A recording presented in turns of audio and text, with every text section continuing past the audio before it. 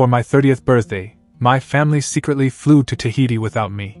I found out about it on Facebook when I saw a post saying, "A wonderful day for a wonderful family." I wrote, "Why?" My dad replied, "We didn't want to waste our time on a clown." I smiled and replied, "Surprise waiting for you." That same day, I made a decision. 2 weeks later, my sister was screaming, Mom was crying, Dad begged me, "We're family, please." Turning 30 hit me harder than I expected. It wasn't about getting older.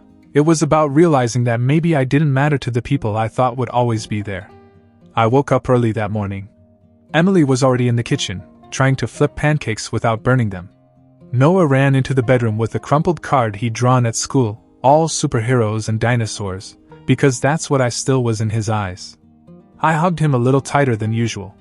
We sat around the table, eating pancakes shaped like blobs, and for a few minutes I let myself believe that it was enough.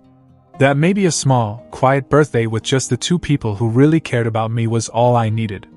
But the phone was silent. No missed calls. No texts. Nothing from my parents.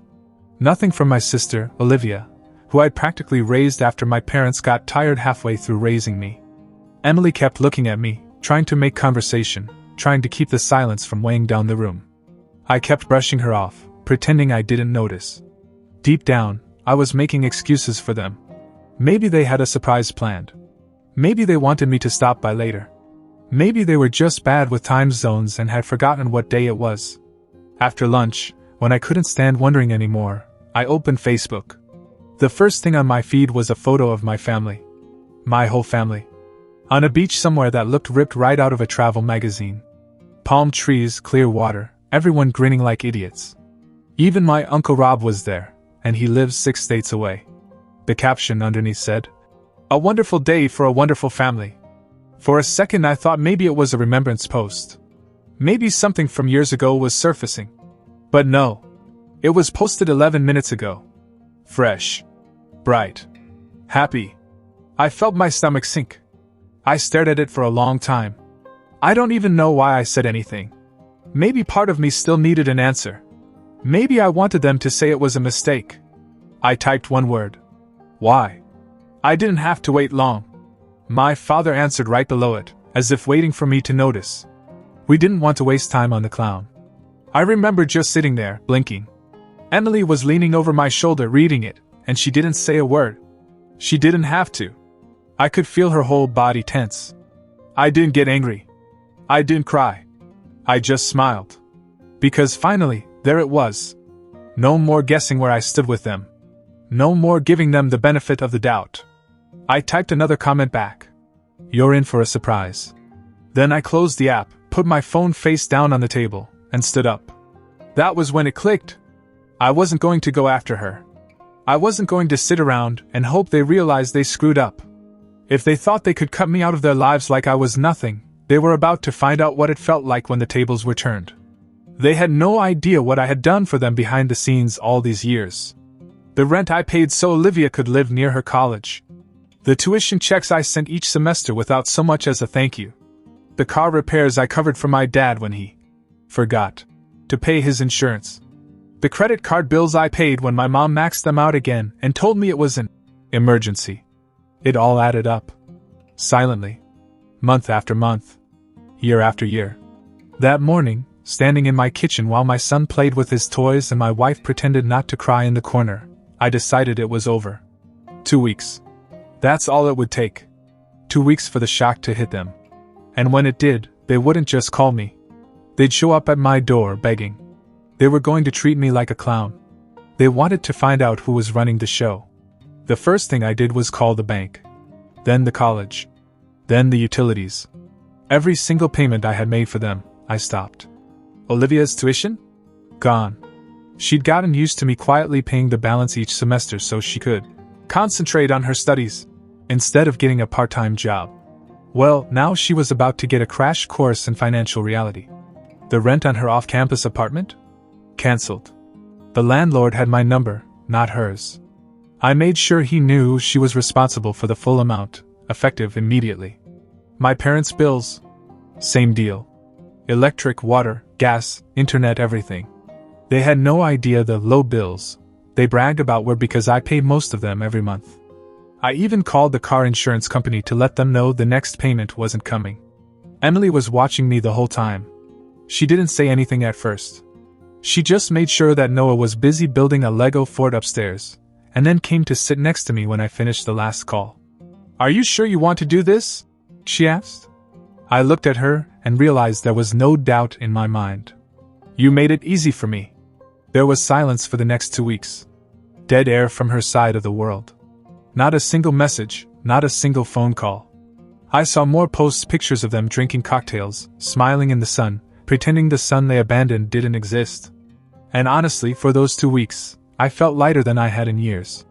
But good things never last when you're dealing with people like them. The night they returned, I knew something was wrong before they even pulled into the driveway.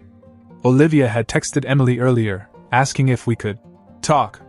Emily showed me the message, laughed, and deleted it. Around 8 p.m., we heard a knock on the front door. Loud, fast, the kind of knocking that says you owe me. I didn't make it halfway down the stairs before Emily was at the door. She opened it without a smile. My parents were standing there with Olivia behind them, arms crossed, all 3 of them looking pissed off and sunburned. My mother didn't even say hello. She marched in like she owned the place, Olivia right behind her. My dad hesitated on the porch for a second, then followed when Emily stepped back and crossed her arms. "We need to talk," my mother said. Emily didn't move. "No, you need to listen." My dad began to try to lighten the mood, talking about how they were so surprised to get back to unpaid bills and eviction notices and tuition problems. How they couldn't understand what was happening. How we are family, and family sticks together. Noah started looking down the stairs, confused, so I picked him up and carried him to his room without saying a word. I didn't want him anywhere near what was about to happen.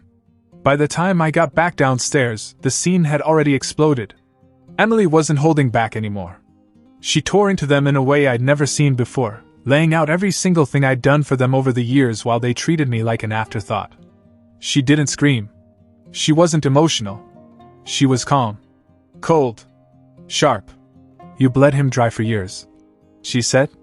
"And you didn't even think he deserved a birthday call? You're not family. You're parasites." My mother tried to fake a cry. Olivia called Emily a manipulative bitch. My dad tried to play peacemaker, telling me that Emily was poisoning me against my own blood, and that I needed to get control of my household. That was when something inside me completely snapped. I looked at her and realized that I didn't feel guilty. I didn't feel sad. I just felt free.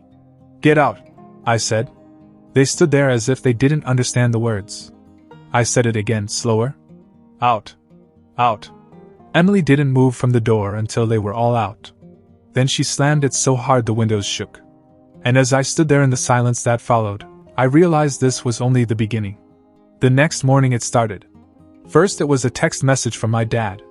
Long paragraphs about how much they had sacrificed for me.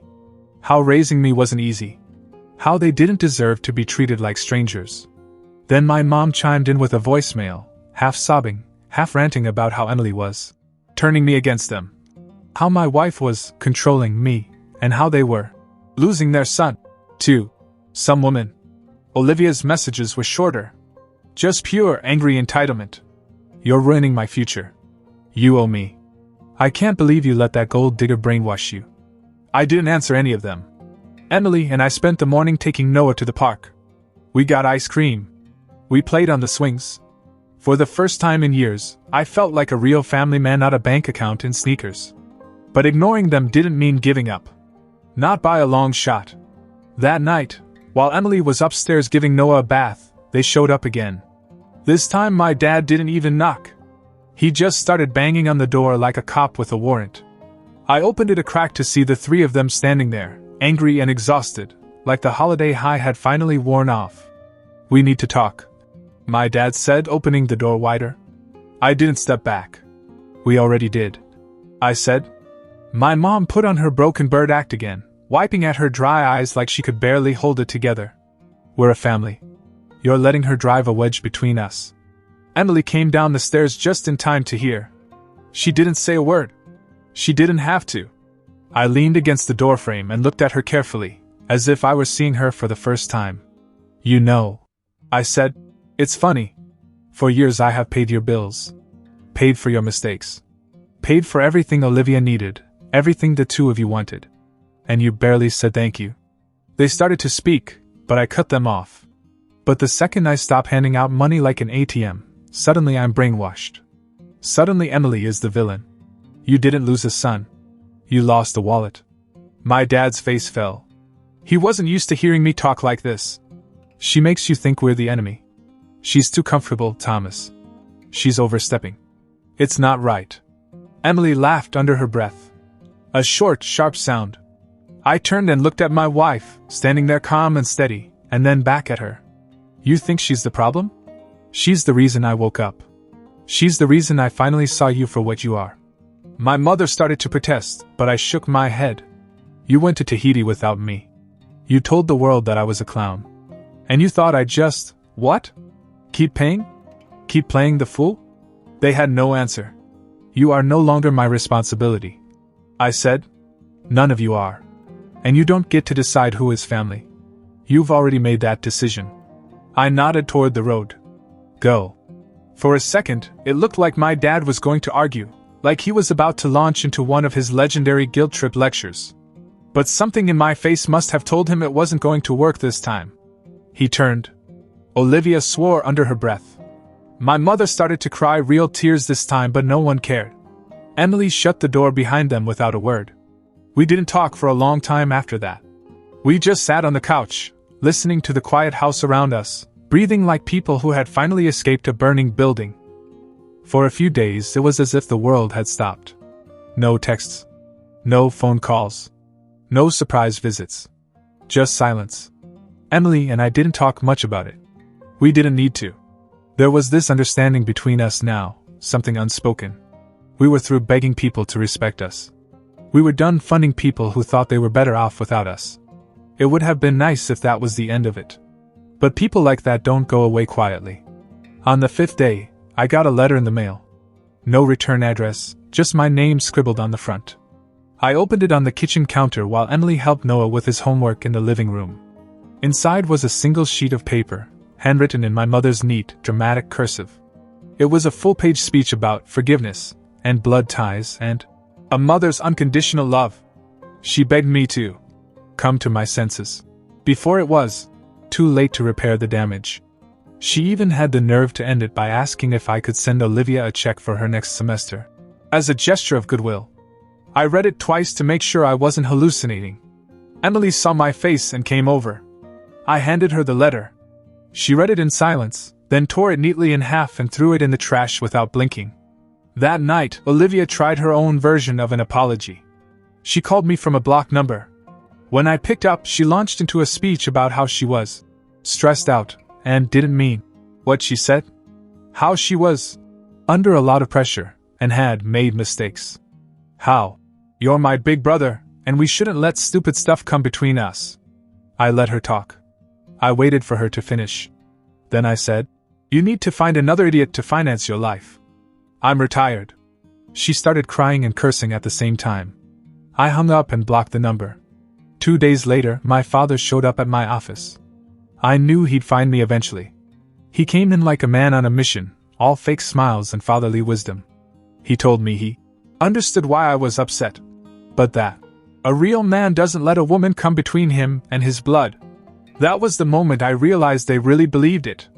They really thought Emily was the puppet master, pulling my strings and turning me against them. I sat back in my chair and looked him dead in the eye. "You never lost me to Emily," I said. "You lost me all by yourself." He started to speak, but I cut him off. "You didn't raise a son. You raised a backup plan. And you didn't even bother to hide it." His face changed. For the first time in a long time, he looked old to me. Smaller. Less dangerous. "You made your choice when you booked that flight. You made it again when you laughed about it on Facebook." He tried to say something about how families fight, and families forgive. But I shook my head. Families also know when to stop taking advantage. I stood and pointed to the door. "This conversation is over." He didn't argue with me. He just gave me a long look, like he didn't recognize me, and walked out. When I got home that night, Emily was waiting for me. She must have seen something in my face because she didn't ask what had happened. She just took my hand and led me upstairs, where Noah was already asleep. We sat in the dark, listening to the soft breathing of the little boy who had no idea how much lighter our lives had just become. It was strange how quickly peace settled over the house once they were out of my life. For the first time in years, I didn't wake up to a crisis. No phone calls about a faulty transmission that had somehow become my problem. No emails from Olivia about needing another 1,000 for books she never bought. No emergency dental bills from my mother that seemed to magically appear every 6 months. Emily and I actually had time to sit down and think about what we wanted. We talked late into the night about moving someplace quieter, someplace bigger for Noah to grow up in. About finally taking that family trip to Europe that we kept putting off because, what if your parents need something? We had stopped living for them and were just beginning to figure out how to live for ourselves. But something in my gut told me it wasn't over. Not really. And sure enough, my lawyer called on a Tuesday afternoon. They'd been making inquiries. He said, "Your sister tried to call the college and say you agreed to keep paying. Your parents tried to say you had an oral contract to support them. I've sent warnings. But you should be prepared. They're desperate." It was almost funny. They couldn't believe the free ride was actually over. They had thought they were untouchable for so long, it never occurred to them that I could just stop. I didn't react. I didn't reach out. I let them stew in it. Until Saturday. That afternoon, Emily and I were in the backyard with Noah, working on a half-built treehouse. It was a perfect spring day, warm, clear, the kind of day that makes you believe everything can begin anew. Noah was handing me nails, one by one, as if he were my official foreman, when I heard the tires screeching out front. I didn't even have to look. I knew who it was. I told Noah to stay with his mom and went around the house. Sure enough, there they were, my mom, my dad, and Olivia, standing in the driveway like they were getting ready for war. But this time they didn't come empty-handed. Olivia had a skinny guy with her, late 20s maybe, with greasy hair and a clipboard in his hand. It looked like she'd picked him up at a rent-a-lawyer stand at the mall. "This is my attorney," Olivia said, as if the words alone would frighten me. The guy cleared his throat and said he was here to serve me with a notice that I was in default of my familial obligations, and that if I didn't reconsider my financial responsibilities, they would take appropriate legal action. I stared at him for a long time. Then I laughed. Hard. Real, gut-wrenching laughter. "Good luck," I said, reaching into my back pocket. I handed him a thick envelope I had prepared just in case they pulled something like this. Inside was every payment I'd ever made. Receipts, bank transfers, email trails, even screenshots of my mother begging for help and me replying that it wasn't a loan, it was a gift. The kind of evidence that would turn any courtroom attempt into a public humiliation. I watched Olivia's face drain of color as her lawyer flipped through the pages and realized exactly how bad it looked for her. My dad tried to intervene, puffing up his chest and talking about how a real man doesn't abandon his family. Emily chose that moment to come around the corner, still holding Noah's hand. She smiled at my dad. "A real man knows when to take out the garbage." For a moment, I thought my dad might actually swing at me. He was shaking, red-faced. But he didn't. He turned, muttered something under his breath, and walked back to the car. My mom followed, but not before giving Emily a look like she was going to kill her. Olivia wasn't done, though. She tried one last time, her voice shrill, desperate. "You're going to throw away your real family for her? For some nobody?" I looked at her calmly. "You made yourself a nobody the day you decided I didn't matter unless I wrote checks." And then, because I couldn't resist, I added, "Good luck finding someone else stupid enough to finance your addiction to designer handbags." Emily snorted. Olivia turned scarlet. Her lawyer began to back away to his car, as if realizing he had inadvertently joined the losing team. They pulled out of the driveway in a cloud of dust. Emily, Noah, and I walked back into the backyard as if nothing had happened. I hoisted Noah into the half-built treehouse and promised him we'd finish it before summer. As I hammered in the next board, I realized something. It didn't hurt anymore. I wasn't sad. I wasn't angry. I just didn't care. For the first time in my life, I wasn't carrying their weight. I was free. A month passed. No contact. No drama. It was almost eerie how quiet it stayed.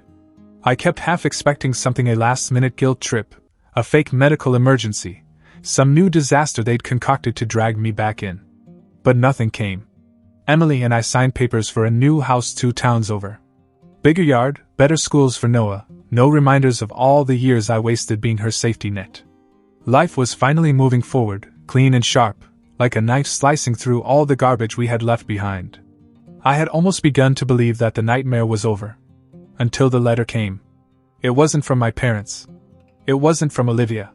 It was from a lawyer, a real one this time, representing a financial institution I didn't recognize.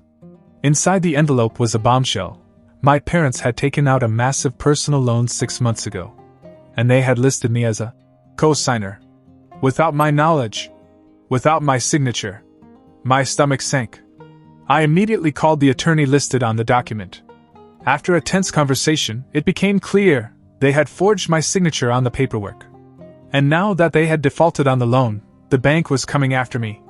I felt sick. After all this, they were still trying to bleed me dry.